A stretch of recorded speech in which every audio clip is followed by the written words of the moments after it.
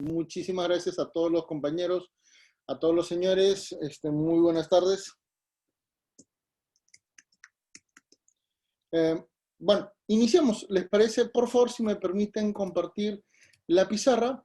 Vamos a analizar hoy por hoy un contexto sumamente complicado porque no se suele realizar mucho. Y si se hace, normalmente se hace de una manera no tan correcta porque se mezclan figuras, se mezclan instituciones y que terminan por provocar una situación de disfuncionalidad en el ámbito penal, en el ámbito civil, en el ámbito constitucional, que no resulta correcta, no resulta diligente, no resulta eficiente porque se mezclan estos elementos, ¿correcto? Entonces, vamos a analizar el manejo de los delitos en el ámbito familiar, ¿correcto? Los delitos contra la familia en el Código Penal peruano. A ver, un ratito.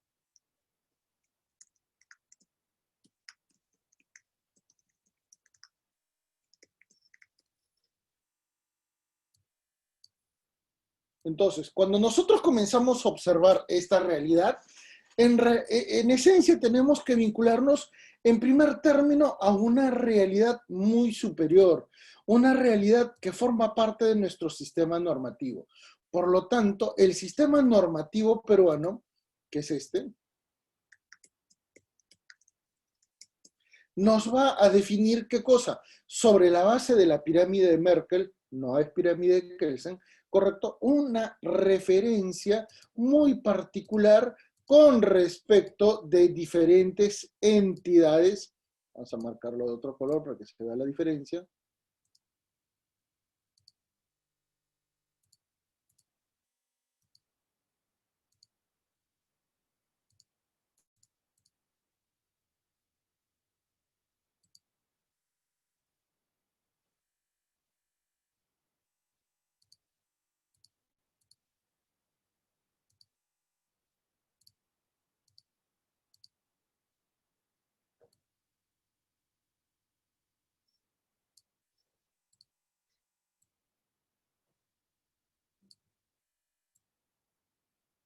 Correcto, nuestro sistema normativo, que parece una pirámide, va a estructurarse en función de tres grandes elementos.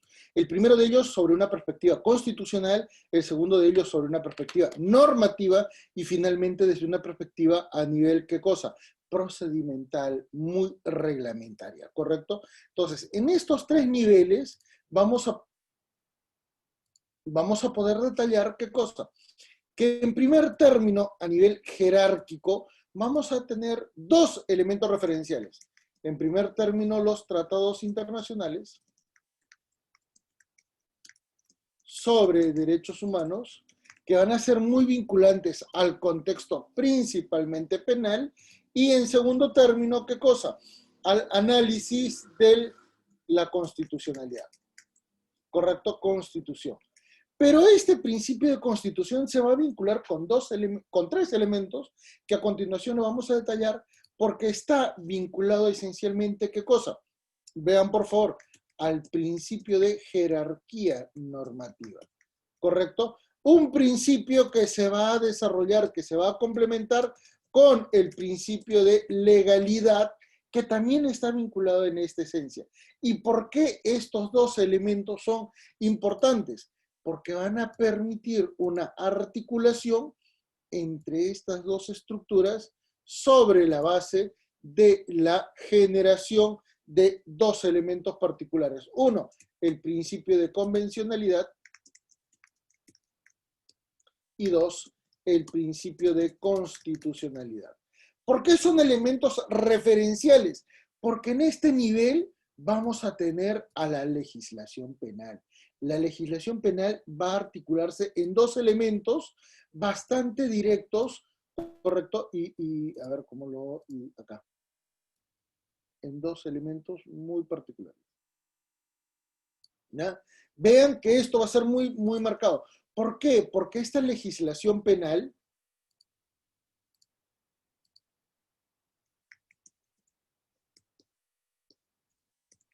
va a ser sumamente importante cuando veamos, en primer término, ¿qué cosa? Al Código Penal, al Código Procesal Penal,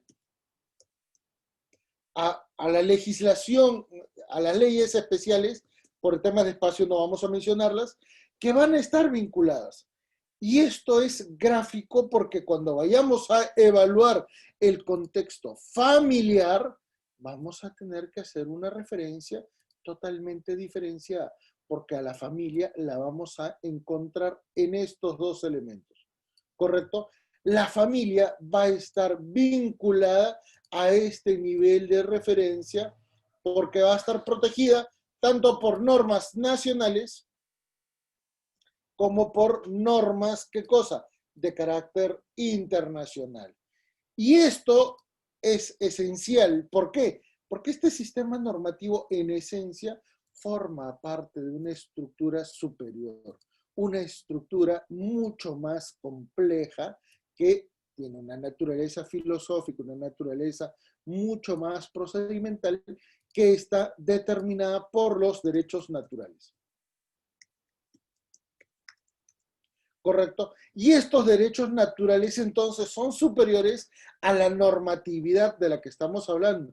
Y fíjense que en esta estructura, literalmente, la perspectiva del ámbito penal va a estar sumamente limitado y condicionado a, a factores totalmente diferentes, ¿correcto?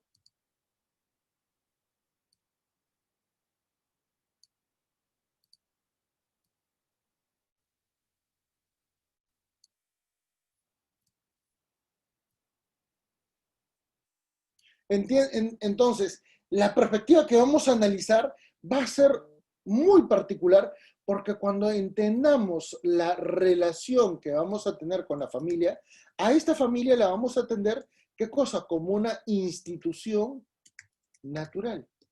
También la vamos a ver como una institución, ¿qué cosa? De carácter legal.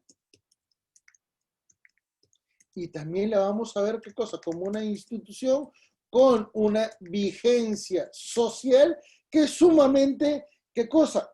Complicada de entender. ¿Y por qué? Porque las relaciones familiares hoy por hoy nos permiten detallar que lo que tradicionalmente ha existido, que es una familia nuclear, ya no se registra, ¿correcto? En estas circunstancias, cuando analizamos a la familia que está protegida por la Constitución, por el sistema normativo, por todo el patrón de referencia que eventualmente va a ser significativo,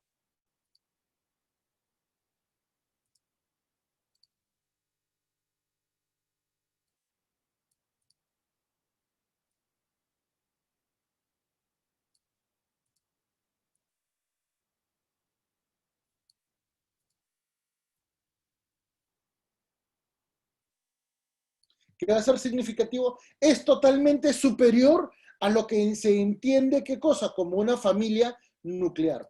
La familia matrimonial, la familia nuclear, la familia tradicional desde una perspectiva social, ya no pueden tener esa misma perspectiva de evaluación en la actualidad. ¿Y por qué? Porque esto que está determinado por la Constitución, esto que está determinado también por el Código Civil, por el Código Procesal Civil,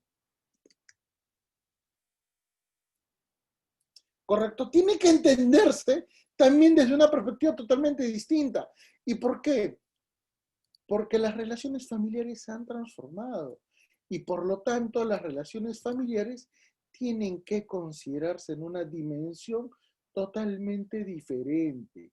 Y eso es lo que tenemos que explicar, porque no entenderlo y seguir con la misma visión, lamentablemente decimonónica, para poder entender un contexto de realidades sociales totalmente diferenciadas entre sí, genera el error que lamentablemente no se ve en el ámbito judicial, que no logra determinar correctamente cuáles son los derechos, cuáles son las principales condiciones que deben existir para la tutela de derechos de las personas y generan un severísimo error de funcionabilidad del sistema de justicia.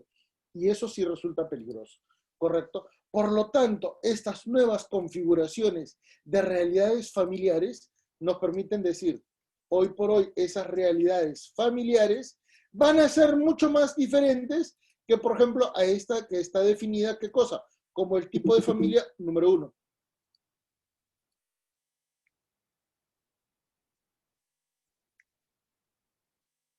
¿Correcto? Y ese tipo de familia es totalmente especial.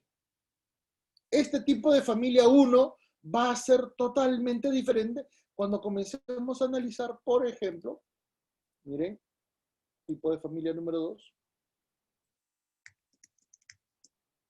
¿Cuáles? A las familias amplias, a las familias extendidas, a las familias ensambladas.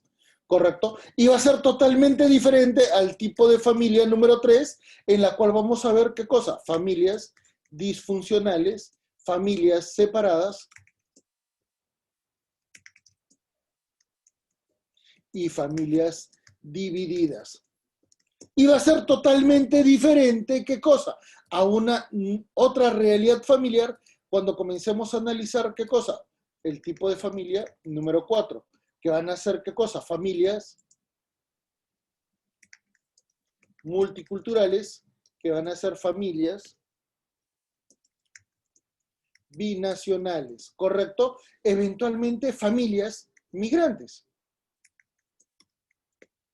Y todas estas realidades familiares van a ser muy importantes de evaluar porque en el ámbito penal no todo se relaciona de la misma manera, ¿correcto? Obsérvese, por favor, que en esencia la evaluación del ámbito penal que se pudiera ejecutar en este nivel, vamos a ponerlo por acá, la evaluación del contexto penal es totalmente distinta. ¿Por qué? Porque esta evaluación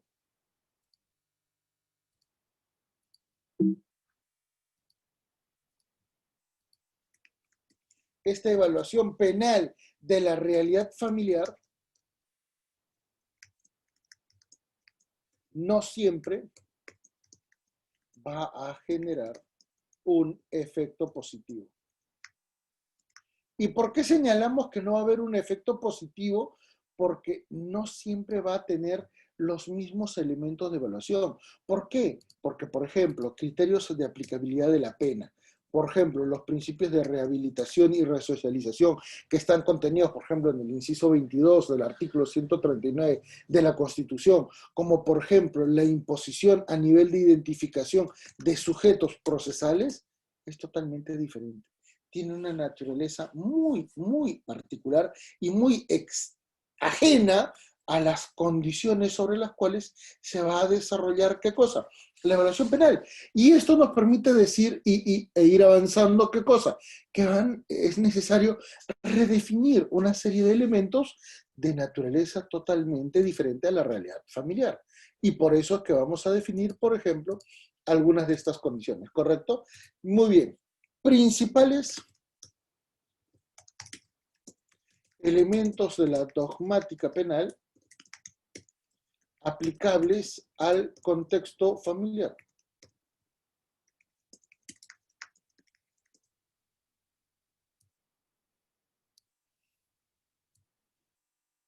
¿Correcto? Vean entonces que esos principales elementos no van a ser pocos, van a ser varios. Y vamos a detallarlos, ¿correcto? Por ejemplo, señores, en el contexto sustantivo.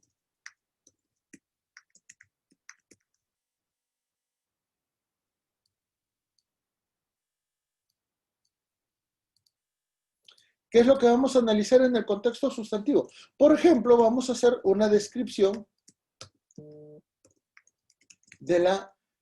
una descripción típica. ¿Correcto? ¿Qué significa esto entonces, señores? Esta descripción típica tiene que estar relacionada con el principio de legalidad, con el principio de taxatividad, con el principio de jerarquía constitucional. Y evidentemente con el principio de constitucionalidad. ¿correcto? Por lo tanto, la figura que nosotros estamos evaluando es totalmente distinta a la que normalmente se ve en un ámbito familiar. ¿Por qué? Porque estos principios de legalidad no siempre van a ser vistos de un modo totalmente diligente. Eso lo vamos a ver a continuación. Miren, en segundo lugar, obsérvese por favor que el bien jurídico tutelado, es totalmente particular, ¿correcto? Va a haber un valor, va a haber una condición, una identificación valorativa subjetiva que evidentemente va a determinar si es que es protegido o no es protegido algo, ¿correcto? Por ejemplo, hace, ¿cuánto? 1991, hace menos de 30 años, la bigamia tenía una condena penal efectiva. Hoy por hoy sigue existiendo, pero ya no tiene el mismo efecto, ¿correcto? Por ejemplo, señores, la seducción fue eliminada, ¿qué cosa? En el segundo gobierno de Alan García. Estamos hablando del año 2008, 2007. Se eliminó, ya no existe. Y peor aún, cuando se eliminó este tipo penal, automáticamente luego generaron, ¿qué cosa? Un tipo penal en el cual se prohibía las relaciones sexuales entre mayores y menores de edad, sin tomar en cuenta que en nuestra realidad sociocultural, multilingüe, pluricultural de nuestro país, las relaciones entre mayores y menores de edad normalmente se dan en un ámbito de libertad, en un ámbito sociocultural totalmente diferente a la perspectiva de una realidad urbana, ¿correcto? Esto va a ser totalmente diferente cuando se analice qué cosa, el tipo objetivo, para poder determinar quiénes, a los sujetos procesales. Determinación de los sujetos procesales. Yo les pregunto, señores, en esta perspectiva, cuando vemos, por ejemplo, delitos sexuales, que no son delitos contra el orden familiar, vemos que el INPE registra de los 5 tipos penales más complicados y los que tienen mayor población, al tipo penal 1 y al tipo penal 3, los delitos sexuales contra adultos y los delitos sexuales contra menores de edad, ¿qué cosa? Como los que tienen mayor población penitenciaria. Por lo tanto, comenzamos a analizar. Si vamos a analizar sujetos procesales, viene una gran particularidad. El familiar que viola a otro familiar no siempre tiene una condena penal efectiva. ¿Y por qué? Porque la realidad familiar muchas veces hace que estos tipos penales, que estos actos criminales, que estas situaciones de violación de derechos de una persona, que en este caso normalmente es menor de edad, queden impunes. ¿Y cómo entonces logramos entender y complementar estas referencias? Porque vamos a analizar también qué cosa, el tipo subjetivo, sobre la cual qué cosa, el análisis del dolo o culpa van a ser sumamente esenciales. Por ejemplo, señores, en cuestiones de prestación del delito, perdón, de prestación de alimentos, si un progenitor, por ejemplo, en plena pandemia, pierde su trabajo, ya no puede cumplir con la prestación alimentaria. ¿Estaría qué cosa? ¿Ejecutando un delito? Eventualmente, ¿cómo se consideraría esto? Peor aún, cuando analizamos situaciones en las cuales hay un acta de conciliación en la que determina alimentos y estos alimentos no se pueden prestar y no se pueden prestar porque ya las condiciones económicas variaron para los dos progenitores, ¿cómo es posible entonces que el incumplimiento en el pago de estos alimentos genere un tipo penal, qué cosa? Como el delito de omisión de asistencia familiar, que peor aún, en este año el decreto supremo el decreto de urgencia 08 y el decreto legislativo 1459 literalmente ya lo elimina porque ya no hay pena efectiva. Correcto, hay un sistema de adaptabilidad a nuevas circunstancias con las cuales estos tipos penales terminan de transformar, ¿qué cosa? Todos los elementos básicos en el ámbito sustantivo penal. Como también vamos a analizar, ¿qué cosa? La antijuricidad. Y véase que esta antijuricidad, que es el comportamiento opuesto al ordenamiento jurídico, que pone en peligro un bien jurídico tutelado, no siempre se va a analizar.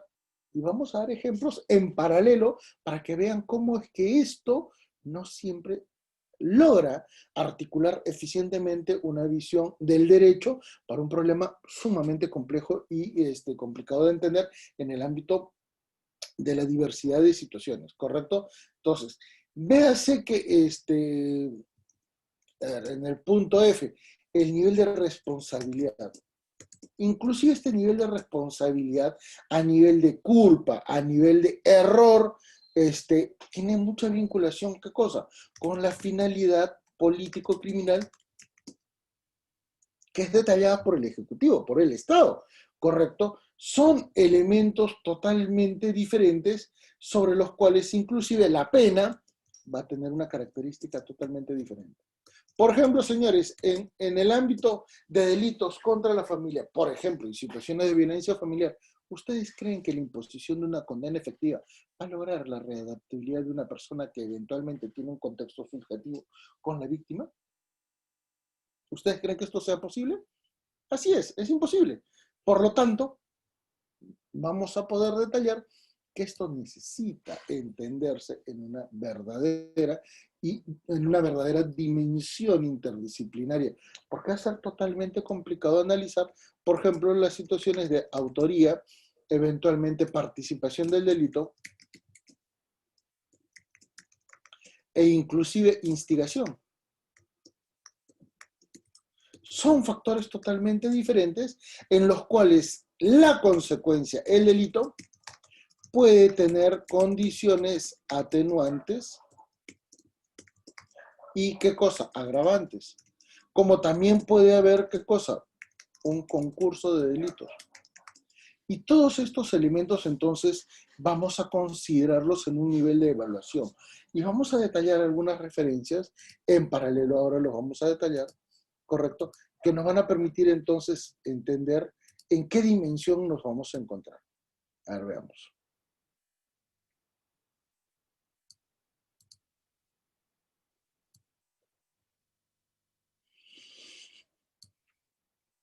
Miren, señores, respecto al principio de legalidad, los nuevos tipos de familia literalmente han transformado esto. Ya resulta imposible no evitarlos. Los nuevos tipos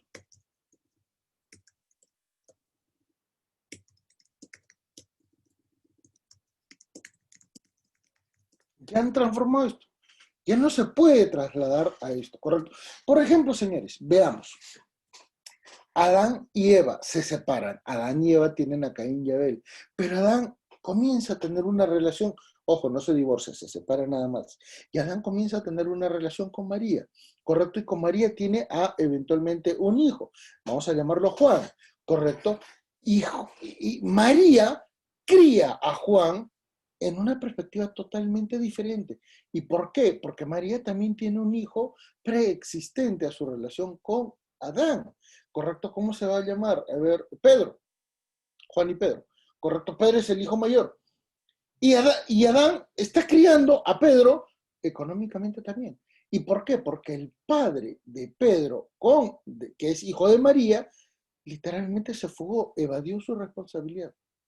En estas figuras y en estas condiciones, la pretensión alimentaria que pudiera tener Eva con respecto de Adán a favor de Caín y Abel, que no tenga en cuenta un contexto de familia extendida sobre Pedro, podría resultar, ¿qué cosa? Ilegal, inconstitucional, inconvencional, porque además, acuérdense que desde el año 2006 el Tribunal Constitucional ha defendido, ¿qué cosa? La familia ensamblada.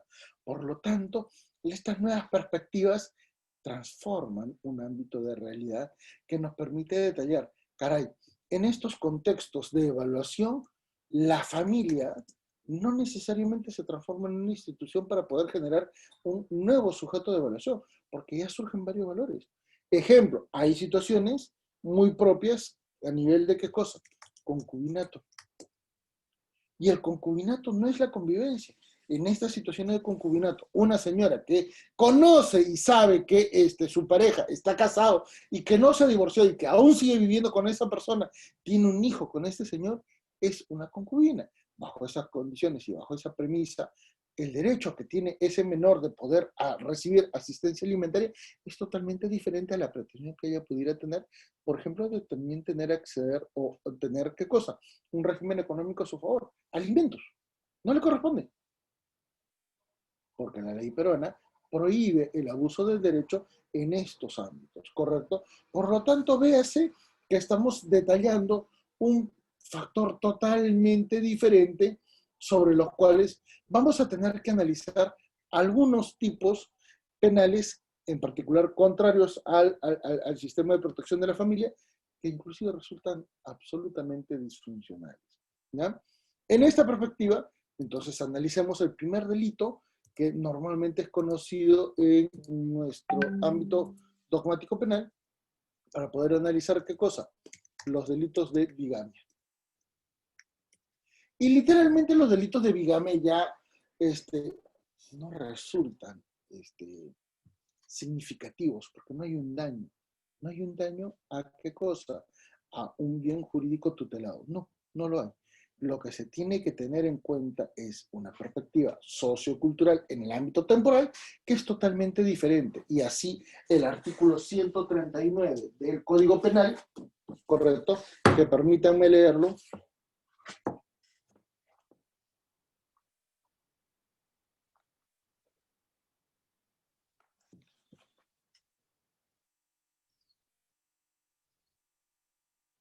No.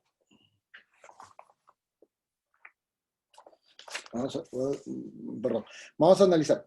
Los matrimonios ilegales, los matrimonios que van a estar contrarios a la ley, el típico es el de la bigamia, va a ser sumamente especial y va a ser considerado en la actualidad como una representación totalmente anacrónica respecto de nuestra realidad. ¿Correcto? Esto, señores, es muy incidental para poder entender que el bien jurídico tutelado en esta realidad, ¿qué cosa es? El de la familia.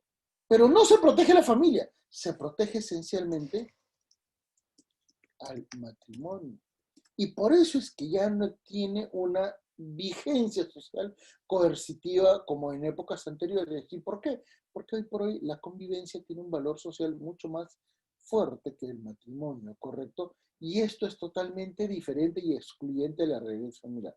Por lo tanto, cuando nosotros podemos analizar, por ejemplo, en la doctrina, ¿correcto? Podemos ubicar, por ejemplo, a Luis Alberto Bramón Arias, quien al analizar los códigos de 1924 y del 94, cuando analizaba el contexto de bigamia, esencialmente hacía una referencia al matrimonio, no a la familia. En otras palabras, se protegía una institución, no a las personas. Y hay un derecho en el ámbito de política criminal que primero se defienden a las personas y luego a las instituciones. Por eso que en la política criminal normalmente es una pirámide, donde la base del nivel de protección son las personas. Por eso que en el Código Penal lo primero que se protege son las libertades, ¿correcto? Sobre la protección de las libertades es que se protege, ¿qué cosa? A los derechos de la comunidad, los elementos colectivos, y finalmente se defienden los derechos del Estado. Esa es la política criminal. ¿Correcto? No al revés.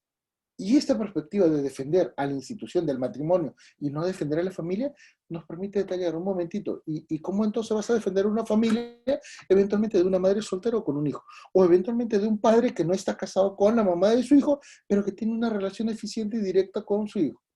¿Qué? ¿Las relaciones monoparentales no son protegidas? Y ahí viene el gran detalle.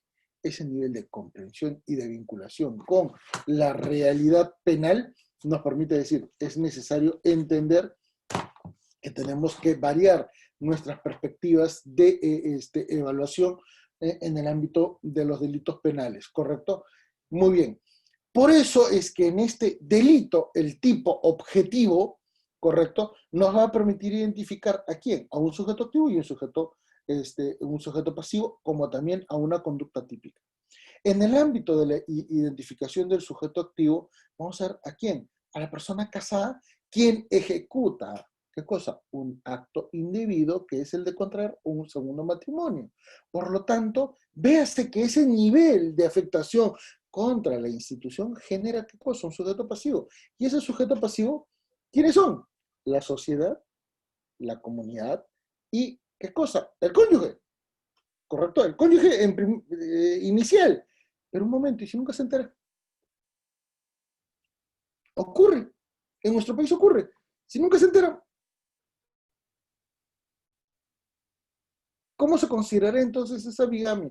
Y ahí viene el gran defecto de nuestro país, ¿correcto? No tenemos un nivel de sistema de información idóneo en nuestro país que permita identificar inmediatamente estas conductas.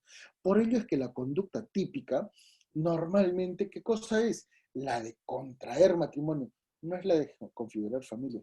Y eso es gráfico, eso es totalmente responsable en nuestra perspectiva, ¿correcto?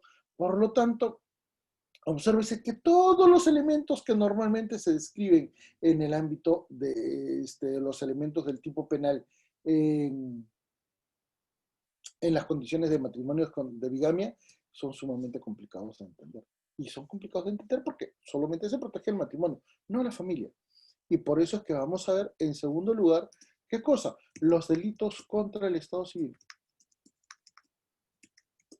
Y señores, de razón, estoy leyendo el Código Civil. Y por favor, observen.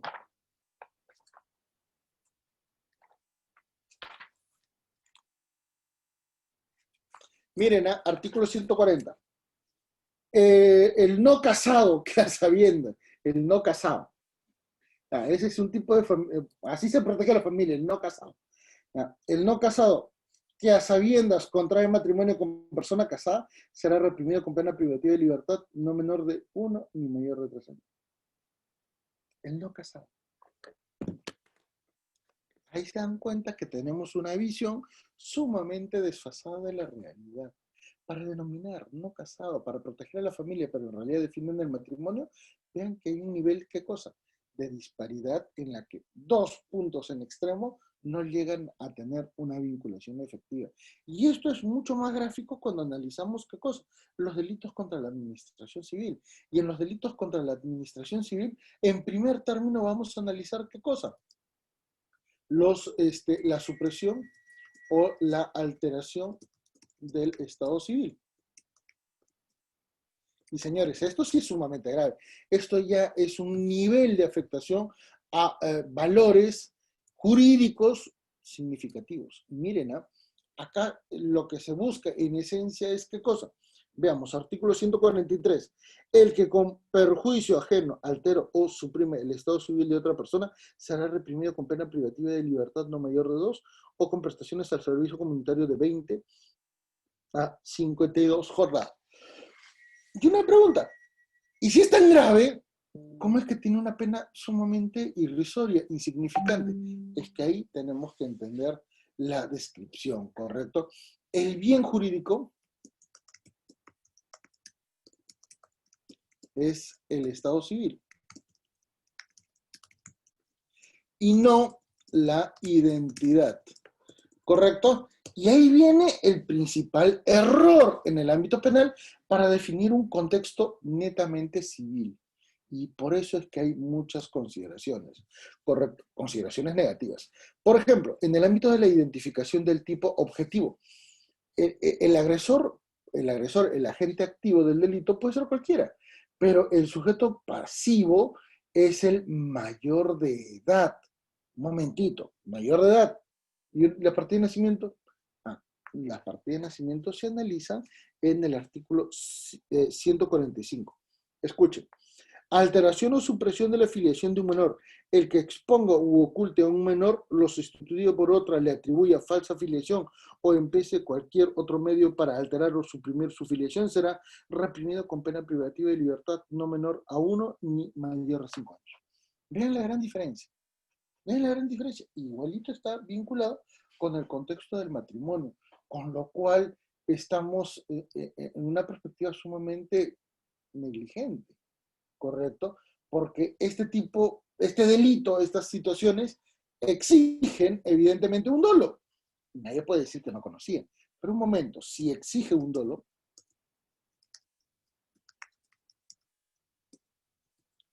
¿cómo hacemos cuando se imputa una paternidad a un varón que no es el padre del hijo que plantea la pareja? ¿Cómo hacemos en esos casos? ¿Cómo hacemos en esos casos? Y véase que en este nivel lo que vamos a analizar, ¿qué cosa es? 1, la identidad. 2, la dignidad del hijo. ¿Correcto? Y 3, vamos a analizar los derechos de naturaleza social y colectivos del hijo al que le cambiaron la identidad. Pero un momento, si estamos viendo la identidad, esta identidad se convierte, ¿qué cosa? En un derecho natural, humano, fundamental, constitucional, progresivo, ¿correcto? Y finalmente, ¿qué cosa? De una naturaleza individual y sociofamiliar. Por lo tanto, es tan fácil cometer un delito en este ámbito según la tradición normativa del sistema penal cuando vemos que lamentablemente no se logra responder a la realidad de este ámbito penal para la defensa de una persona. Ahí se dan cuenta que estamos ante una situación donde la antijuricidad que mide el comportamiento no resulta relevante. Peor aún, si esto es condenable, la condena es mínima. Y no importa que le cambies la identidad a tu hijo. Total, el sistema penal poco le importa. Esa parece ser la premisa que expone el legislador y eso se observa con la antijuricidad porque el comportamiento opuesto al ordenamiento jurídico normalmente no es sancionado con la misma gravedad como por ejemplo la adulteración de un documento en el ámbito de una administración pública o un trámite contra el Estado, por ejemplo, delitos contra la fe pública. Y viene un gran detalle un momentito. Es lo mismo. Un documento, partida de nacimiento, un documento en la administración pública. Si usted falsea este documento en la administración pública, comete delito.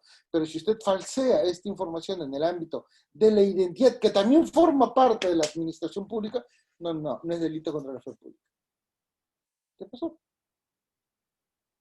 Ahí vean, por favor, que esta visión del derecho penal es porque responde a una época sumamente anterior al proceso de constitucionalización del derecho de familia, a la visión del conflicto familiar, y por eso es que normalmente vamos a tener algunos inconvenientes en este momento, ¿correcto?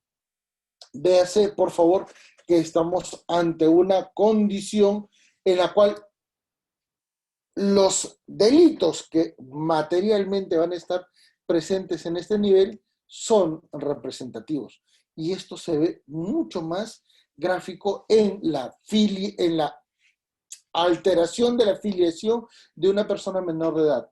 Nótese que esto es sumamente grave. ¿Y por qué? Porque el sujeto pasivo, que es un menor de edad, en esencia está vinculado con el principio del interés superior del niño, que es el artículo 9 del Código del Niño y Adolescente, y que además está expuesto, ¿qué cosa? En la Convención de Derechos del Niño y del Adolescente de 1989. ¿Correcto? Y por lo tanto, ¿quién puede ser el sujeto activo de este delito? O su madre o su padre. Pero una pregunta, si su padre es el que lo afirma y no es el padre biológico que también participa, fue cómplice, entonces surge una serie de variables. Este padre pudo haber tenido varias perspectivas.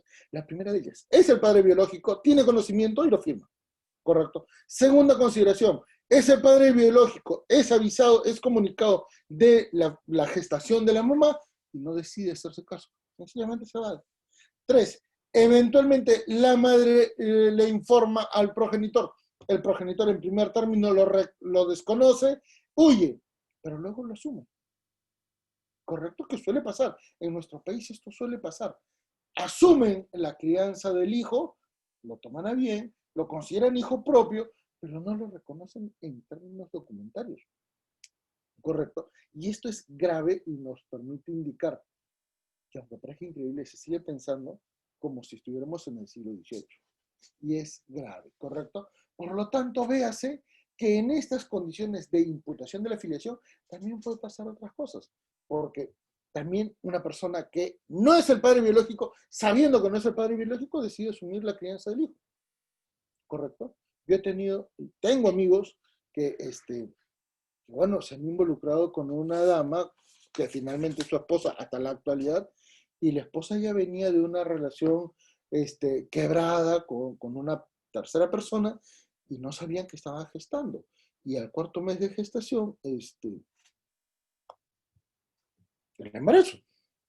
Y estos amigos míos han decidido criar a esos hijos como suyos. Y no son ellos. Y entonces viene un gran detalle. y esto puede pasar, claro que sí. Claro que sí, como también puede pasar una situación de qué cosa, de imputación de paternidad, en la cual una persona asume la crianza de una criatura y luego por medio del ADN demuestra que no era suyo. Esto, aunque suene increíble, señores, ha provocado que la Corte Suprema de la República genere una casación en la que diga, si usted es el que declaró a este niño en una partida de nacimiento y usted quiere excluirse de esa partida de nacimiento, lo que tiene que hacer es traer al padre biológico. Oiga, y la mamá, que es la que tuvo esa vinculación sexual con el progenitor, ¿por qué no es obligada? No, es que ella no es la que pide, pues, eso es totalmente diferente. Entonces, ¿cómo es que se mezclan condiciones? ¿Cómo es que hacen una articulación totalmente desorganizada que nos permite indicar, entonces, la evaluación del dolo? ¿Cómo podemos entender este dolo en una perspectiva sobre la cual el error no resulta significativo?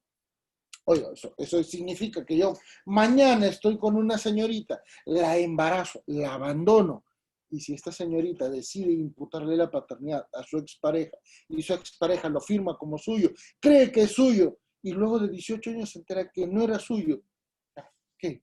¿Ahí no se generó un delito? No, no, no, es que estamos analizando la supresión de la afiliación. Ese es distinto. Usted firmó, porque creyó, porque consideró, porque hizo la presunción de querer padre. Un momentito, ¿y eso no es delito?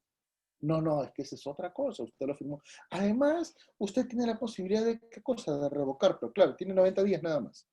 Oye, ya tiene 18 años, se me pasó. Ah, bueno, lamentablemente sigue siendo.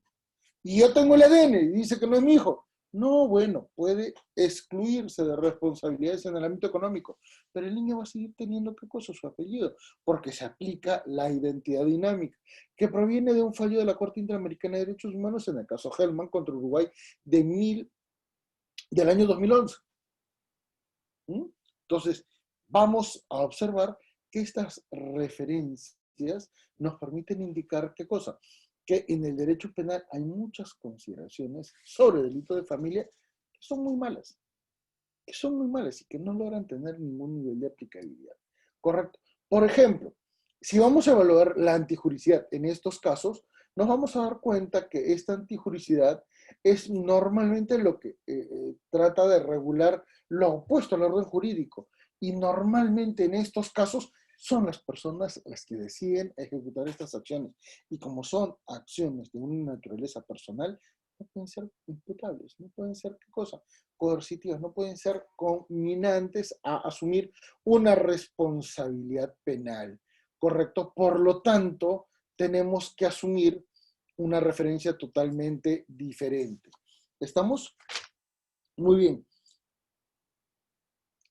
Ahora vean el artículo 146.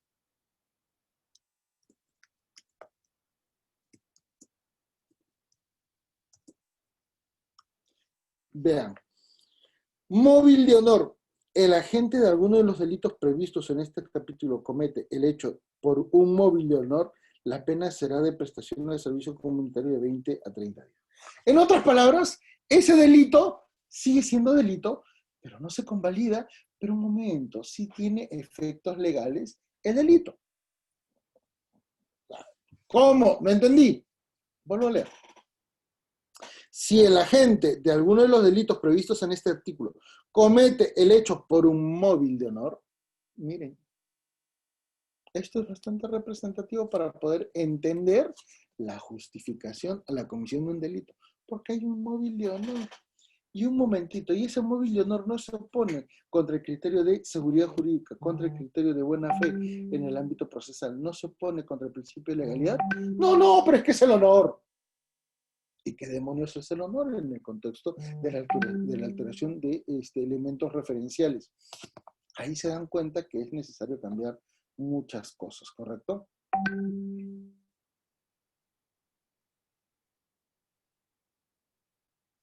Sí, entonces, por favor, vean que estas particularidades del móvil del honor todavía se complementan. Miren esta parte, ¿eh? La pena será de prestación de servicio comunitario. En otras palabras, eres responsable. Igual vas a tener pena.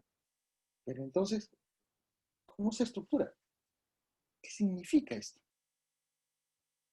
No tiene sentido. Dentro de una política criminal, esto resulta absolutamente, ¿qué cosa? Nefasto.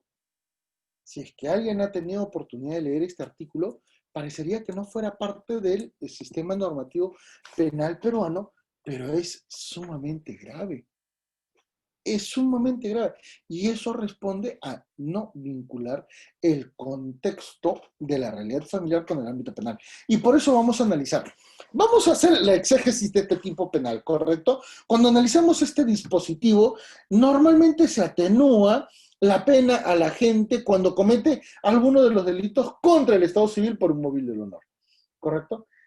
Es una facultad que ha tenido el legislador para crear esta norma jurídica y que eventualmente trastoca el criterio de discrecionalidad en la formulación del principio, en la formulación de una norma, porque atenta contra el principio de ¿qué cosa?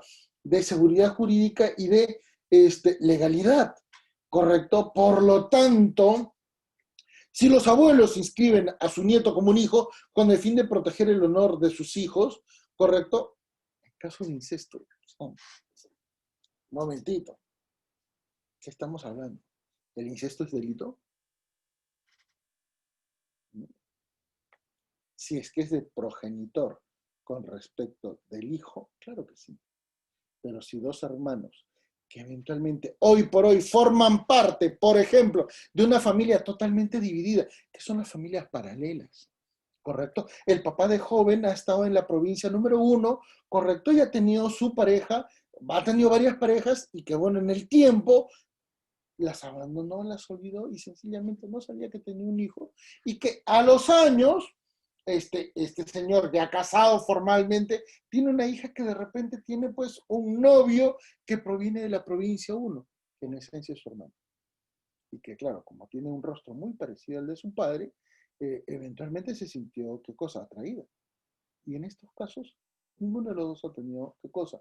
Una vinculación como hermanos. Han sido personas totalmente independientes. Y aunque les cueste creer, señores, yo sí he visto estos casos. Sí he tenido oportunidad de ver en mi despacho que se han presentado dos hermanos que literalmente no sabían que eran hermanos. Y les voy a comentar el caso, porque esto sucedió en Chosica. Miren, Chosica, en matrimonio. ¿Y por qué en matrimonio? Porque eh, eh, el papá de la hija era una persona borrachita. ¿Ya? No había tenido, es más, había salido del hogar, se había separado de la mamá de la hija, de la novia, porque bueno, mil problemas personales. Nunca quiso participar en esto porque era borrachito. Es más, ya está casi indigente. ¿Correcto? ¿Qué habrá pasado? No lo sé. La cuestión es que me preguntaron, ¿ese matrimonio es válido? ¿Por qué se había celebrado? Y en el día del matrimonio, el borrachito se apareció. Y el borrachito reconoció ¿a quién? A la mamá del hijo, que para esto ella estaba casada con otra persona. Y como le reconoció, evidentemente, automáticamente consideró ¿qué cosa? Que el hijo de esta señora era suyo. Y ahí se le fue la borrachera. Y en pleno matrimonio dijo, los dos son hermanos. Y la señora no lo reconoció a este borrachito porque evidentemente pasaron los años y ya se había deteriorado. Y vino la pregunta, ya se habían casado, estaban en plena celebración. Y evidentemente, no sé esa parte porque no me la contaron, pero cuando me dijeron, doctor, nos casamos, pero nos enteramos que, bueno, somos hermanos, ¿es válido? ¿Mm? ¿Qué hacemos en estos casos? Señor, ¿usted tiene el apellido diferente? Sí, porque, bueno, mi madre me crió sola y luego mi padrastro me dio su apellido. Esto contrasta totalmente con lo que dice Ramón Arias, con lo que dice Carlos Caro, que tiene código penal, con lo que tiene también Luis, se me fue el nombre, la mayoría de los penalistas. Y aunque parezca increíble, yo nunca he logrado ver jurisprudencia en estos delitos. Yo tengo 3 libros en el ámbito de jurisprudencia y nunca he visto estos tipos penales. Nunca los he visto. A ver, acá está el otro. No, esta es Constitución. Este es el Código Penal. Y son 4 tomos, ¿ah? Estos son 4 tomos. Y yo nunca he visto estos tipos penales en el ámbito judicial. Y el otro,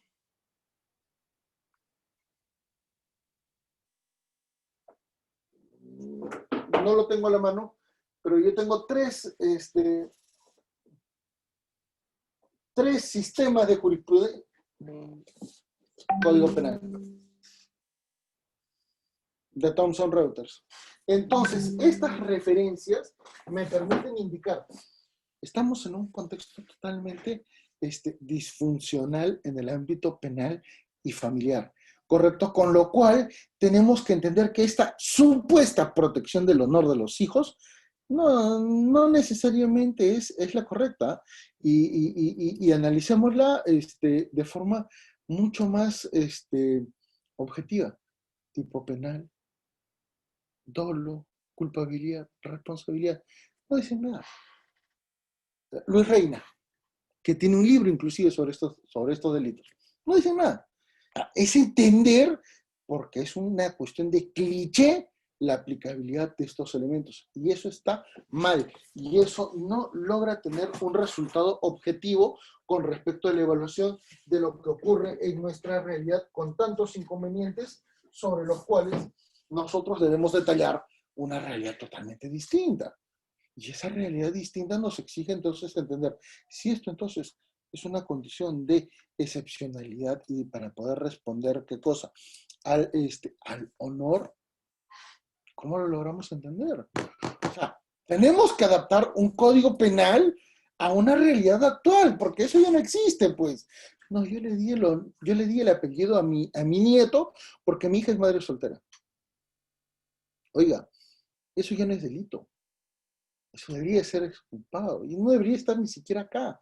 Pero un momento, si eventualmente yo le pongo el apellido a mi nieto para evitar que tenga el papá, derechos, por ejemplo, de patria potestad, y esa es otra cosa. Y esa es otra cosa. Y eso nos permite entonces detallar. Señores, tenemos que ser bastante sinceros para analizar qué cosa, el contexto de este tipo penal, por ejemplo, con respecto del móvil del honor, que es absolutamente ridículo.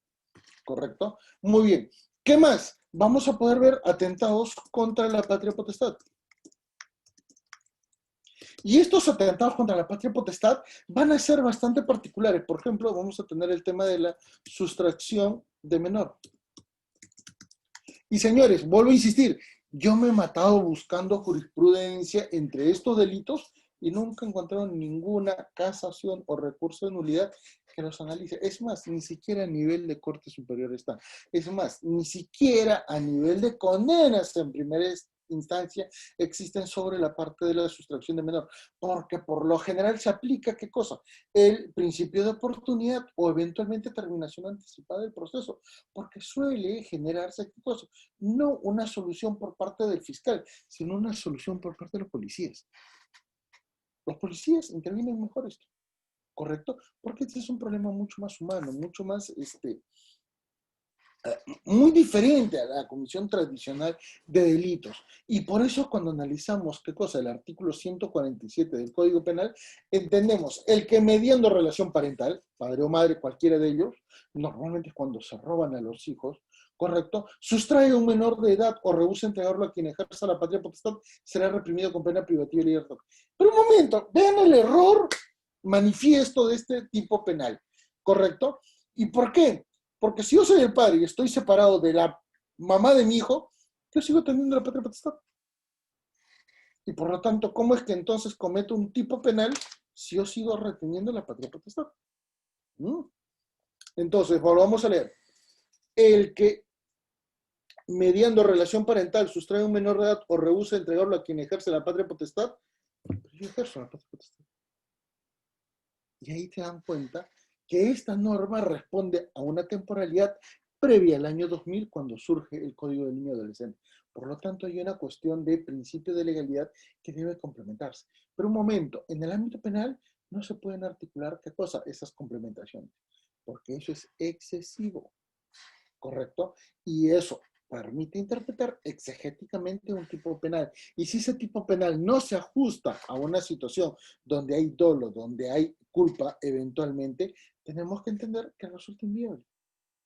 Y ahí se da cuenta que nuestro Código Penal es sumamente, ¿qué cosa? Desfasado para los delitos contra la familia, porque no logra entender qué significa el concepto de familia. Y en estos casos el concepto de familia es la de familia dividida, familia separada, familia monoparental. ¿Correcto? Es más, ocurre un divorcio y la madre no deja que el padre vea al hijo. Si el padre, ya separado, decide llevárselo, supuestamente estaría ejerciendo ¿qué cosa? Un atentado contra la patria potestad. Pero un momento, ¿y de dónde acá la patria potestad es igual que la tenencia? Pero aún si están separados, ninguno tiene la tenencia. No, pero es que normalmente se queda con la mamá. ¿Y dónde está? Que no estamos hablando en términos de derecho, que no estamos hablando en términos de formalidades, que no estamos hablando en términos de evaluación y determinación de una tenencia inmediatamente cuando surge, ¿qué cosa? Una separación entre los progenitores. Ah, no, ahí es diferente. No, claro, ahí se entiende. Un momentito. 1000 personas, es en la calle. Entonces, ahí nos damos cuenta que estamos entendiendo mal. ¿Y por qué? Porque cuando los padres se separan, no van al ámbito judicial a determinar automáticamente la tenencia. La tenencia se fija mucho después, generalmente cuando hay conflictos. Y esto porque la familia se entiende en un proceso de procrastinación muy negligente, ¿correcto? Por lo tanto, véase que esto es muy significativo para poder entender qué cosa. Conceptos como, por ejemplo, el bien jurídico tutelado, que lo hacen mal la doctrina. La doctrina penal entiende pésimamente hecho, porque dice, son los derechos y deberes inherentes a la patria potestad. Y viene un gran detalle, porque esto lo dice Héctor Conrejo Chávez. Pero un momento, yo también soy padre, yo también tengo la patria potestad, ¿y cómo podría cometer un delito contra mí mismo? No, es que es la madre, porque es la que tiene la tenencia. Pero un momento, recién nos hemos separado, no tenemos qué cosa, la determinación de la tenencia. Es más, ni siquiera lo hemos acordado, ni siquiera hemos generado una costumbre tradicional, porque nos hemos separado ayer. ¿Cómo podríamos entonces detallar esto? Ah, no, es que la doctrina penal no toma en cuenta esto. Y la doctrina penal hace rato en temas de familia habla cualquier cosa menos la realidad. ¿Correcto? Vayamos a analizar y un poquito más para analizar el contexto de sustracción de menor. El concepto de tipo objetivo, ¿correcto? ¿Por qué? Porque el sujeto activo es el pariente. Y ese es un error, no es el pariente, pues. Los abuelos, los tíos no ejercen patria potestad. Hoy por hoy el concepto de familia amplia, el concepto de una familia extendida, es cierto, puede regular derechos a favor de los abuelos o de repente a favor de los tíos en casos excepcionales, ¿correcto? Pero este es un concepto de reunificación familiar para efectos de evitar el desamparo del niño, que es muy diferente al contexto de pariente que tiene el Código Penal, porque el concepto de pariente del Código Penal solo hace referencia a una generalidad. Pero un momento, eso no contraviene contra el principio de legalidad y el principio de taxatividad, en la cual se tiene que regular directamente. Así es. Y eso es lo que no entiende la doctrina penal. La doctrina penal asume que el tipo penal va a tener las características a nivel de sujeto activo, sujeto pasivo, a nivel del tipo delictivo, a nivel de responsabilidad, antijuricidad, a nivel de pena, inclusive objetivo de pena, como si esto fuera ¿qué cosa? Equivalente a una situación de delito contra el patrimonio o eventualmente una situación contraria a un principio de deber de cuidado. No, son temas diferentes. Son temas totalmente diferentes y nos permite entonces detallar que no es cualquier persona el sujeto activo, es el padre o la madre. En términos generales, el progenitor. Y ahí viene la gran condición, ¿correcto? Y esto es sumamente complicado porque inclusive la conducta típica de sustraer, esto genera muchísimos problemas. Y les voy a dar una referencia. Fin de semana. ¿Correcto? El padre tiene el derecho de poder llevarse a los hijos fuera de la casa. Externamiento. Pero si no lo regresa en el horario indicado, por ejemplo, tenía que devolverlo el domingo al mediodía y lo devuelve el lunes, el domingo por la tarde, automáticamente se genera una denuncia para decir, ya lo sustrajeron. Y ese es el gran problema cuando los progenitores están en conflicto. Por lo tanto, no se logra entender esta conducta típica en términos racionales. Y claro, una defensa procesal penal podría indicar un momentito, el señor no ha querido sustraerlo. Sencillamente el hijo quería jugar con sus primos, quería jugar de repente con sus hermanos, o quería sencillamente descansar, ¿ya? Con el papá, y eso no significa una intención provocada por parte del agente activo, porque el agente activo es el padre o es la madre, porque puede pasar. Y le voy a dar una referencia. En la práctica judicial a nivel de Corte Suprema, hemos contado 13 sentencias de alienación parental.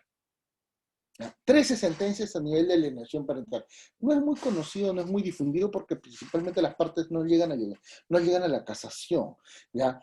Pero mire, de 13 sentencias a nivel de de alienación parental, 12 eran, ¿qué cosa? Contra una mamá y uno era contra un papá. El primer caso que nosotros conocemos, que es del año 2011, a nivel de alienación parental, fue contra un padre.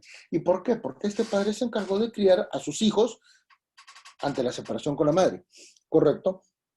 Pero la madre logró acreditar que había alienación parental porque los hijos no querían tener contacto con ella. Y parece increíble, primera sentencia, se logró la variación de la tenencia a favor de la madre porque el padre había hecho graves actos de violencia psicológica contra los hijos. Miren, primer fallo.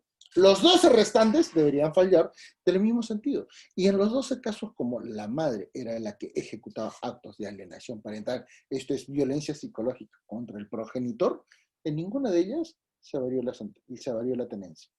Ninguna. Dijeron, no, es que solo ve el juez de familia. En penal no vemos esto. ¡Ah, caray! Y el primer precedente, no, es que ese es diferente. Eso se llama hipocresía pura, ¿correcto?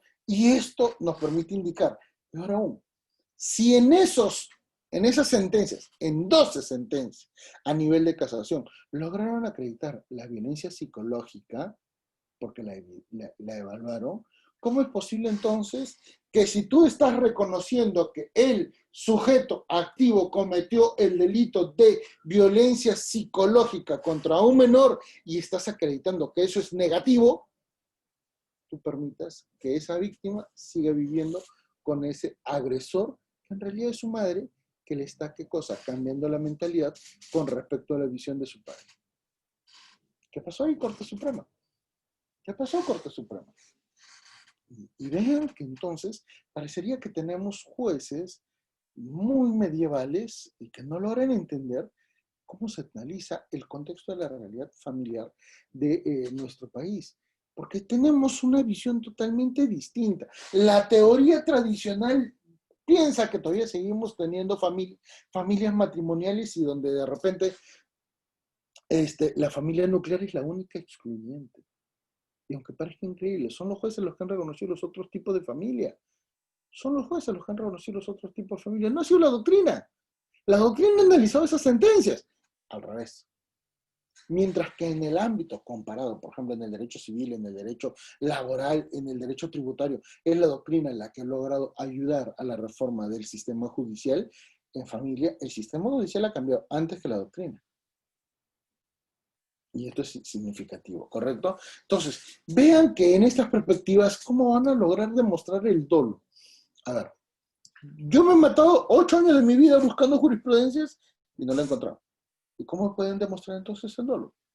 ¿Cuál es el criterio? ¿Cuál es el fundamento de la mayoría de los tratadistas que analizan esto para poder decir, no, que este es un delito? No lo hay, ¿correcto? Por lo tanto, los niveles de responsabilidad, los niveles de culpabilidad van a ser totalmente diferentes y eso nos permite indicar, ¿qué cosa? Que puede surgir otro tipo penal. ¿Cuál? Inducción a la fuga de menor de edad. Y vean, señores, que esto ya es totalmente distinto, porque acá vamos a hablar, permítanme leerlo, por favor. Miren, 148. El que induce a un menor de edad a que se fugue de la casa de sus padres o de su tutor o persona encargada de su cuidado, custodia, será reprimido con pena privativa de libertad no mayor de 2 años o con prevención de servicios comunitarios de 20 a 50 jornadas. ¿Para qué es delito? Entonces, esto podría ser considerado casi como una falta, ¿no? Y peor aún, ¿es necesario ser determinado como políticamente correcto como parte de una política criminal? No. Y ahí se dan cuenta que estos artículos en el ámbito de delitos contra la familia son un absurdo jurídico. Necesitan ser realmente integrados en una verdadera dimensión. ¿Y por qué? Porque en estos casos, señores, el bien jurídico, ¿cuál es? La seguridad, la libertad ambulatoria del menor de edad. Pero un momento, ¿cuántas veces ustedes han visto que un menor de edad cuando se enamora literalmente se fuga? Y ahí nos damos cuenta, no existe esa libertad, no existe esa seguridad de un menor de edad con respecto de su propia integridad. ¿Por qué no? ¿Correcto? Y tengan en cuenta, de los 14 años hasta los 16 años, el nivel de disposición de determinados derechos es permitido. Por ejemplo, en el ámbito, ¿qué cosa? De la generación de algún nivel de intimidad sexual, como por ejemplo el tener pareja.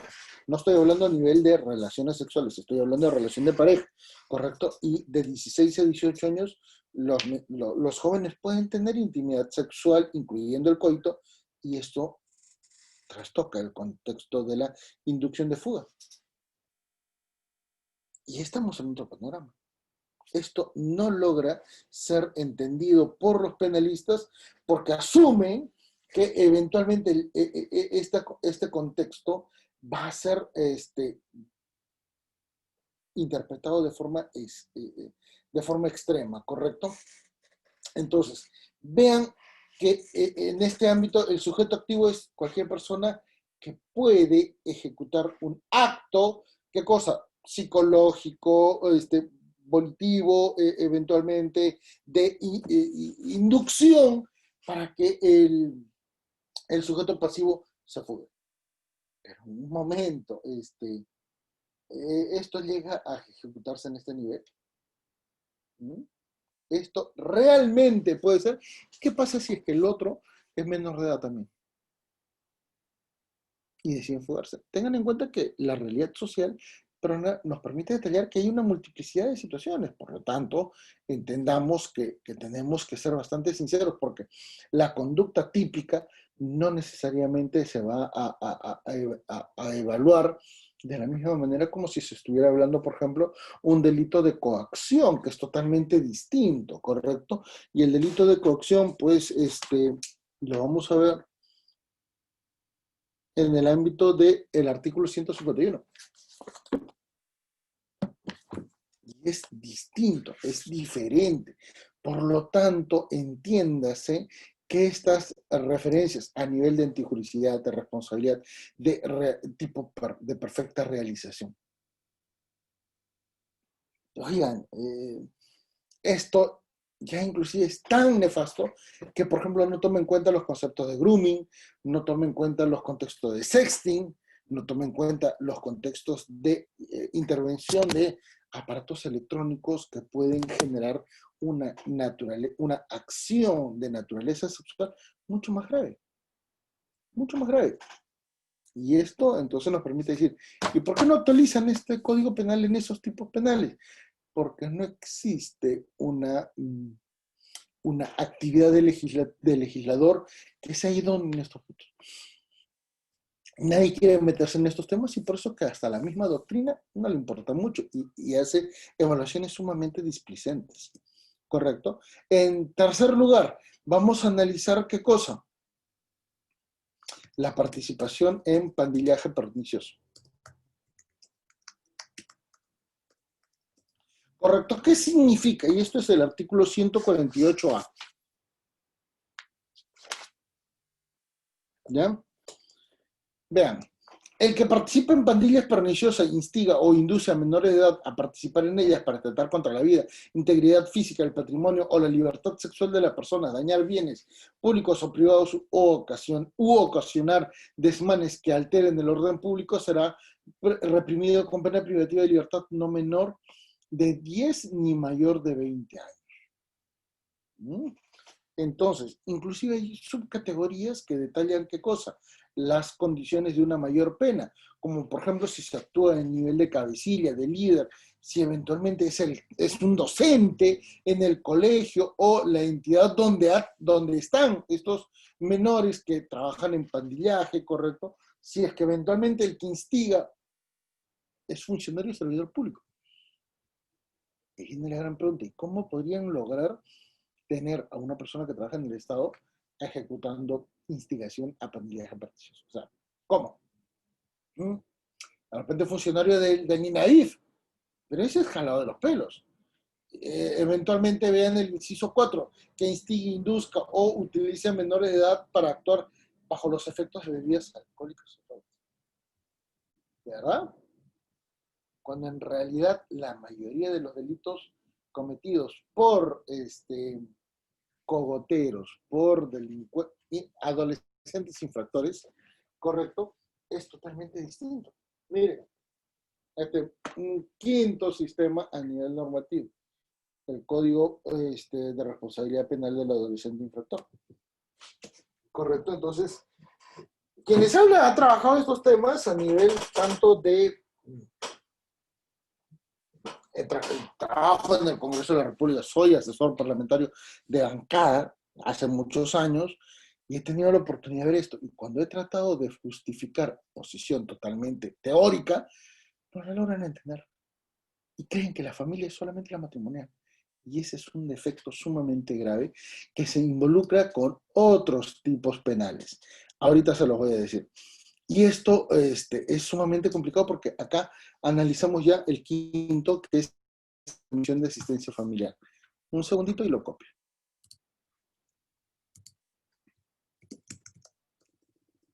No es B, creo. Ah, no, 5.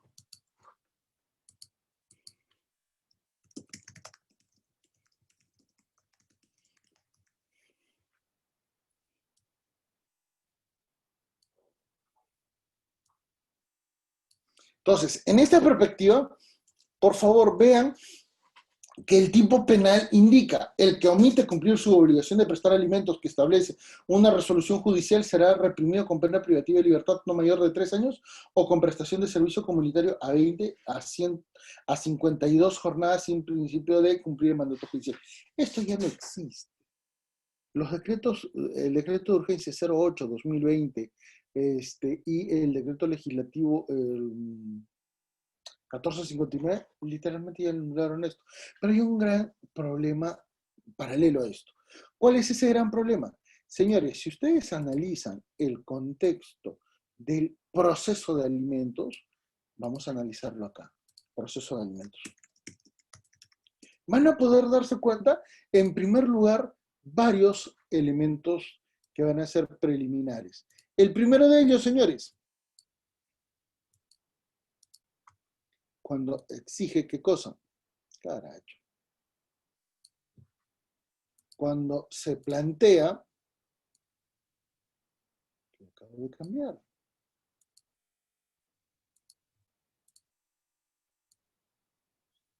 Cuando se plantea ¿qué cosa? Los alimentos.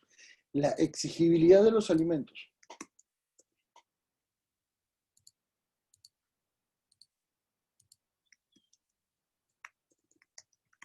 ¿Y eso dónde es? En la demanda, ¿correcto? Por lo tanto, la demanda inicia el trámite del proceso de alimentos. Pero un momento, estos alimentos, por lo general, siempre se van a vincular, ¿qué cosas? Situaciones de procrastinación de parte de los padres, porque no plantean. Segundo, hay un severísimo problema de incumplimiento que a veces no suele ser, ¿qué cosa? Exigido en el ámbito social. Y peor aún, hay muchísimos casos en los cuales se incumple parcialmente estas obligaciones. Y eso nos permite decir, ¿cómo entonces hacemos? Hay una necesidad entonces de estructurar la política criminal en estos ámbitos, porque una vez que se generó la demanda, viene el gran detalle. La evaluación de los patrones para evaluar el proceso son totalmente distintas.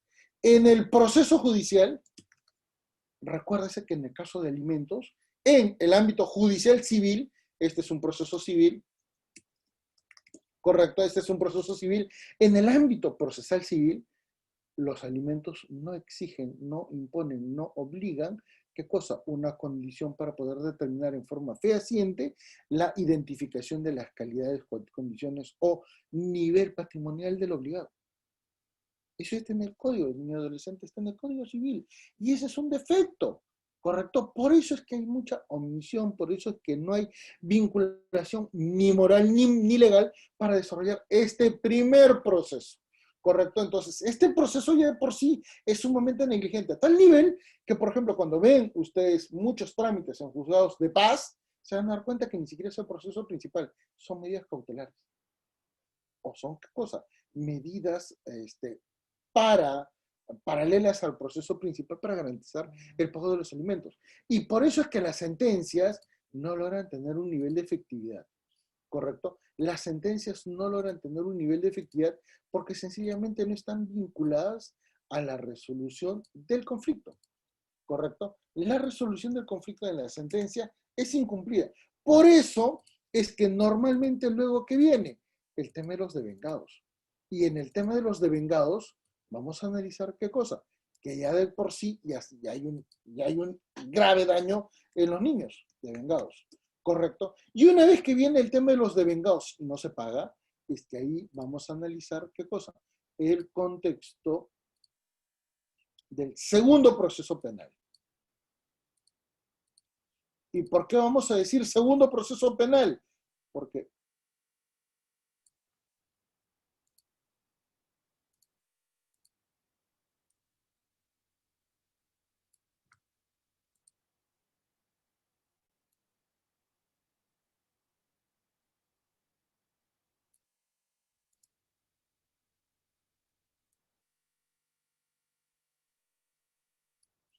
correcto. Vean, por favor, que en esta perspectiva, el segundo proceso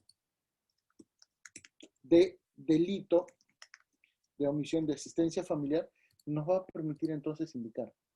¿Estamos hablando de que en realidad tenemos dos procesos penales? Pues, ¿dos procesos judiciales? Pues sí. Este es el primer proceso y este es el segundo proceso.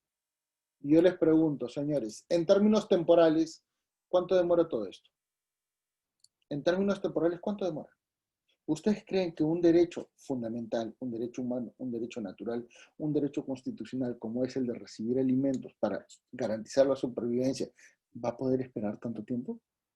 ¿Cómo es posible que no logren entender que estos dos procesos penales son totalmente diferentes? Y peor aún, tenemos en la doctrina peruana sujetos que no saben nada de derecho penal, inclusive como Nagasaki, el que dice que el proceso penal es donde debería evaluarse la capacidad económica del obligado a prestar alimentos. Un momentito, eso es en el proceso civil y ese trámite toma 2 años. Y luego, para que recién pase el proceso penal, ya estamos hablando de un 4.º año. Estamos hablando de que no se toma en cuenta que el niño tiene un interés superior y que debe ser tutelado. ¿Cómo es posible entonces entender estas situaciones? Esto es totalmente disfuncional y nos permite entonces entender que el tipo subjetivo donde el cual se analiza el dolo acá no necesariamente se cumple. Porque recuerden que en muchos casos el obligado no puede prestar alimentos. ¿Y por qué viene esto? Porque a veces tenemos, ¿qué cosa? Y por eso es que no funciona, ¿qué cosa? Las conciliaciones. Por eso es que las conciliaciones no funcionan en nuestro país. ¿Y por qué no funcionan las conciliaciones? Porque las personas van a conciliar sobre la base de tener un documento. No van con un comportamiento de buena fe para negociar sus obligaciones. Quien diga que sí, miente. Quien diga que sí miente. Y por eso es que normalmente en el ámbito judicial, ¿qué es lo que se evidencia? Procesos de ejecución de acta de conciliación. Por eso es que estas conciliaciones se ven en el ámbito del proceso judicial. Y esto es absolutamente entendible, ¿correcto? Y de ese proceso 1 viene un proceso judicial número 2 que eventualmente no llega tampoco a satisfacer las condiciones sobre las cuales se pueden generar estas condiciones. Y por lo tanto, ¿estos son los únicos tipos penales? No. Acá, por ejemplo, no estamos analizando el contexto de los delitos, por ejemplo, de violencia física, de violencia psicológica, no estamos analizando los contextos de violación sexual que son mayoritariamente ejecutados en ámbitos familiares. Y ahí nos damos cuenta. Tenemos una norma penal totalmente disfuncional con respecto a la realidad de la familia en nuestra actualidad. Y con esto, siendo 2:20, para dar un poquito de espacio a las preguntas, me gustaría saber si es que hay alguna interrogante. Encantado de poder haber ejecutado esta sesión.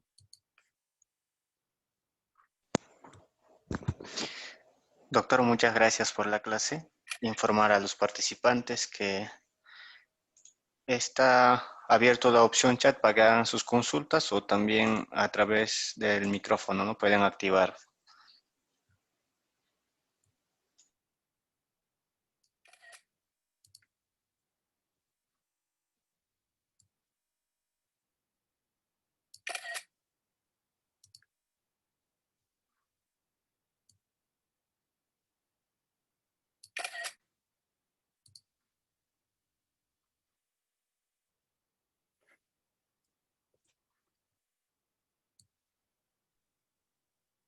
Doctor, buenas tardes, ¿me escucha? Con todo gusto, sí, con todo gusto. Dígame. Muchas gracias, doctor. Felicitarlo por su brillante ponencia. Doctor, una pregunta. ¿El delito de omisión a la asistencia familiar, a los cuántos años prescribe? Gracias, doctor. Lo que sucede es que eso se tiene que interpretar con el contexto del trámite del primer proceso. ¿Correcto? Viene una gran pregunta. Miren, proceso 1, se determinó la obligación de pago de alimentos. Pero recuerden que en la vía civil, los jueces no hacen el seguimiento de sus sentencias. Y eso suele pasar en alimentos. Por lo tanto, si en el primer año de la sentencia, segundo año de la sentencia, el tercer año de la sentencia, la parte procesal que está obligada a, ¿qué cosa? A tener la representación procesal del menor beneficiado no ejecuta nada, el sistema judicial no va a saber que ocurre esto. No lo sabe. Por lo tanto, ¿qué es lo que necesitamos entender en esta realidad? Que como no existe información para poder complementar una condición mucho más intuitiva a favor de los niños, literalmente estamos en nada. Entonces, al quinto año, recién la responsable de brindar el nivel de protección al niño va al proceso judicial 1 a reclamar los devengados. Ahí viene nuevamente el pedido de ¿qué cosa? De exigir por vía del primer proceso el cumplimiento de los devengados. Si cumple en ese momento, no pasó nada. Pero ¿qué es lo que suele pasar? Cumplen una vez, cumplen 2 veces, cumplen 3 veces y de ahí vuelven a omitir alimentos. Entonces vuelve a pasar el tiempo porque las partes se cansan de pelear, eso se llama síndrome de burnout, ¿correcto? Y comenzamos a observar, ¿qué cosa? Que va a surgir un elemento de exigencia nuevamente al primer proceso de estos alimentos en forma de devengados. Y ahí estamos analizando un panorama totalmente distinto que nos permite entonces detallar la necesidad de articular estas cosas. Ahora, viene la obligación de notificar al Ministerio Público por la eventual condición de incumplimiento de obligaciones. Lamentablemente, en estas perspectivas, si el obligado paga, no hay absolutamente nada. Si eventualmente no cumple, viene el mandato. Lo van a mandar a la cárcel, lo van a detener. Decreto de urgencia 008 del año 2020, más otra norma de ese mismo año en plena pandemia, y el señor si paga, no va preso. Entonces viene la gran pregunta. ¿Puede haber prescripción en estos casos? Va a depender mucho de quien pueda notificarlo. Y ese es un elemento negativo. ¿Y por qué? Porque al final de cuentas, si la madre, como suele pasar en muchos casos, yo no creo que por una cuestión de mala fe, yo creo que por más una cuestión personal y decir, ya no voy a reclamar, ya me cansé, mejor trabajo yo más para brindarle a mi hijo todo lo que necesita que estar buscando a este miserable que de repente ha abandonado a su hijo. Y eso lo hacen muchas madres de modo valiente, de modo muy sacrificado, por cierto. Pero esto pasa. Esto pasa y nos permite decir, ¿necesitamos tener entonces un panorama totalmente distinto? Claro que sí. Claro que sí.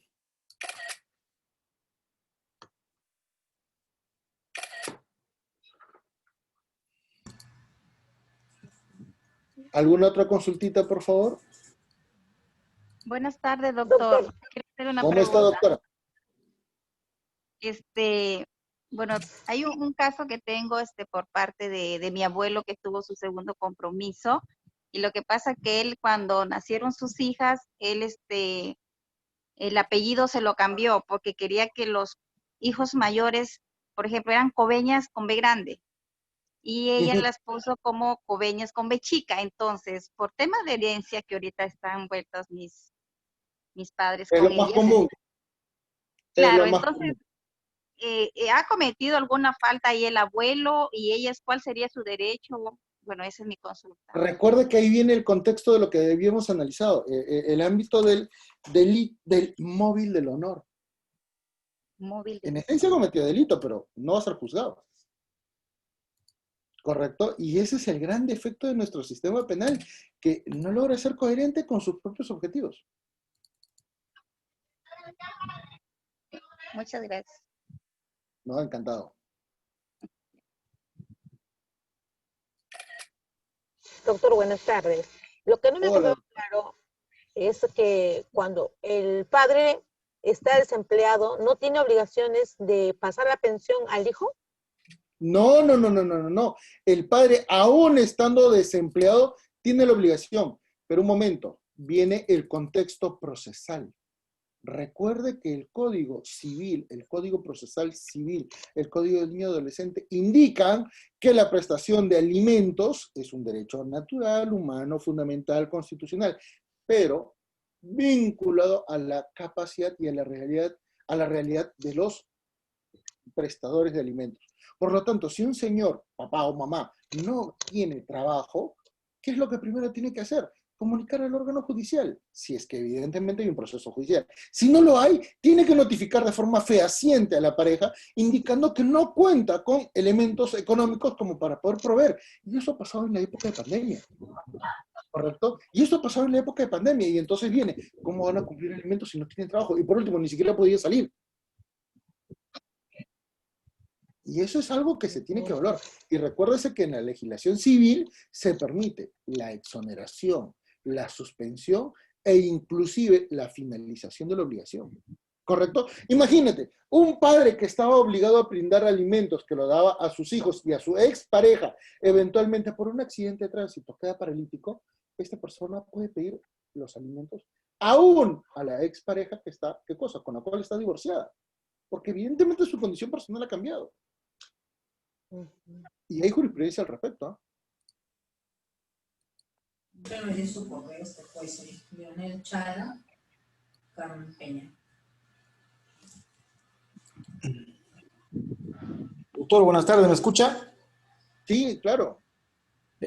Doctor, una pregunta. Mire, tengo, bueno, un caso, ¿no? Él está debiendo cerca de 30,000 soles y la audiencia, bueno, está solicitando que se le revoque la pena por incumplimiento, pero su audiencia ha sido, bueno, antes de ayer, y el juez le ha dado un chance de un mes más. De los 30,000, él ha abonado 10,000, pero está debiendo la diferencia, ¿no? Entonces, la pregunta que le hago es, supongamos que él, hasta noviembre, que le han dado plazo, él no cumple, o de repente con un proporcional llega a abonar, al final el juez le revoca. Él se esconde, no sé, unos 15, 20 días y logra conseguir el dinero. Cancela todo. De todas maneras, él, ¿se va a hacer efectiva la pena? O en este caso no. Porque la ley dice pago completo. Ah, pago completo. Acuérdate, No obstante que el juzgado le revocó la pena. si es que se esconde y luego paga todo, literalmente ya mató todo. ¿Correcto? Hay un gran detalle. Recuerda que hay un elemento constitucional que te permite decir, tú puedes inclusive utilizar maliciosamente, pero no temerariamente la ley a tu favor. Y en este caso es evidente, el señor, bueno, un monto bastante significativo para casi el 90% del país, ¿ya? Porque hay algunos que sí lo pueden conseguir muy rápido, pero es muy alto. Por lo tanto, cumplir inmediatamente le va a ser imposible. Y eso va a significar, ¿qué cosa? Que de repente pierda algo mucho más significativo, su libertad. Pero si luego lo logra conseguir y luego cumplir, un momentito, ¿cuál es el principal objetivo del proceso penal? Que se le paguen los alimentos, ¿sí o no? Por eso es que se reformuló la ley en este año. Sí. Pero si ya cumplieron con los alimentos, el detalle de esos días en los cuales eventualmente está fuera del margen de la ley, quedan exonerados. Principio de oportunidad. Ya, doctor. Doctor, buenas tardes. Buenas tardes. Doctor, disculpe, ¿le podía hacer una pregunta? Vamos a consultar Con otra todo vez. gusto. Doctor, mira, yo tengo un caso, la verdad que primera vez que veo un caso de familia, y se presentó un entorno familiar. Yo justo lo había escrito en el chat incluso, pero lo voy a detallar, creo que mejor hablando, ¿no? En este caso, había un padre, vivía con su pareja, pero sin embargo su pareja tenía una hija. En este caso venía a ser su hija, su entrenada de padre, ¿no? Entonces su hija encuentra a su pareja y se van a vivir en un sitio que llama mayor de edad, en este caso 19 años. Pero cuando estaban viviendo, la pareja tiene 4 meses de embarazo y su pareja le deja su suerte. Entonces vuelve a su casa de su mamá, que está viendo. Ya nace el niño, le firma su padrastro como su hija, ¿no? En este caso, en este caso venía a ser su entrenada. Ya, le firma con al niño nacido como su padre, pero aparece ahora el padre biológico. Dijo, es mi hijo. Y agarra a su expareja, a ella, y así se lo lleva, y encima amenazando, ¿no? O sea, que viene con la fiscalía, más que es su amiga fiscal, y por lo tanto, que era su hijo estaba Ahí secuestrado. puede ocurrir un delito más grave, el que sea acusado por ¿qué cosa? Por delitos contra la libertad sexual, porque es un familiar. Lógico. Lo digo. Entonces, ¿qué acción puede tomar en este caso? Hay dos, ¿no? Padre biológico, y el otro, digamos, se puede ser un padre... Bueno, en estos casos lo que corresponde es ¿qué cosa? La impugnación de paternidad. Y en estos casos conviene declarar la verdad y decir, bueno, se le puso el nombre del abuelo familiar, porque ni siquiera es abuelo biológico, porque bueno, me abandonó, pues. Lo única, ¿no? De otra forma, ¿no? Pues, ¿No? Y tiene que ser consciente también del otro, ¿no? sí. Doctor Manuel, Ya doctor. muchas gracias por la clase. Ya con esto finalizamos, doctor. Muy amables, querido amigo. Gracias. Permiso. Cuídense mucho.